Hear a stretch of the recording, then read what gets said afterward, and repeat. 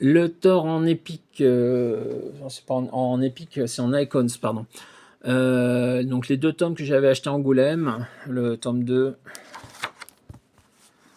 signé par Romita Junior. Celui-là, je vais le garder précieusement, je peux vous l'assurer.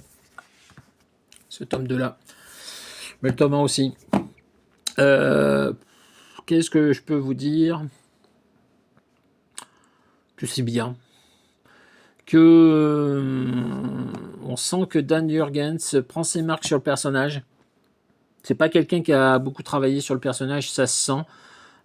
Il a les premiers numéros, en plus l'histoire s'y prête, lui laisse le temps de s'accrocher au personnage de Thor, en faisant revenir petit à petit tout le pathos asgardien classique.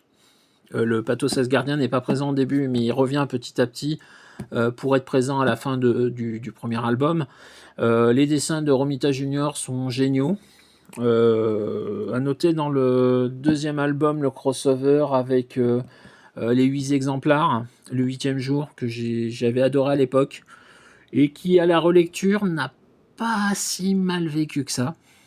S'il a bien vieilli, il passe encore, c'est pas exceptionnel, hein, mais c'est une bonne petite lecture, le crossover le 8e jour.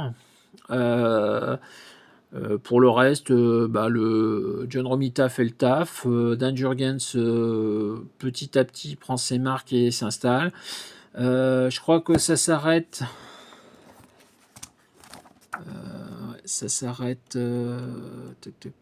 Au numéro 25. Et la suite après, je crois que ça n'est plus Romita Junior qui dessine. Je pense qu'après, c'est Andy Kubert qui doit prendre le relais de mémoire. Alors tout de suite, où est-ce qu'il y a 3 artistes de passage en attendant, je ne sais plus. En tout cas, comme je le disais, Romita Junior, il fait le taf. Il y a quelques artistes invités aussi pour des numéros spéciaux, pour des annuals, des choses comme ça. Mais franchement, non, c'est bien, c'est très bien. Ça aussi, pareil, je ne peux que vous le conseiller. Deux gros pavés comme ça pour 30 ou 35 euros, je sais plus. Enfin, franchement, quand vous voyez l'épaisseur, là, il y a 17 numéros dans celui-ci, dont le premier qui est double, de mémoire, de Thor, et le 12 aussi, peut-être, je ne sais plus.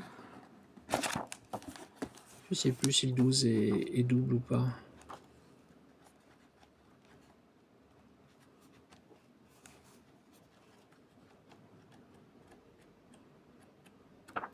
Ouais.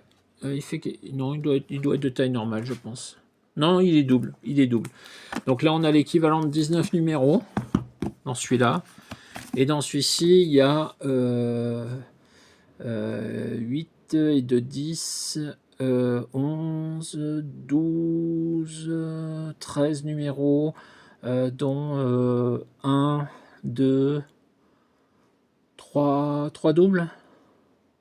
Donc là, on est plus sur 15 numéros, donc il est peut-être un peu plus petit, hein, ça se voit là.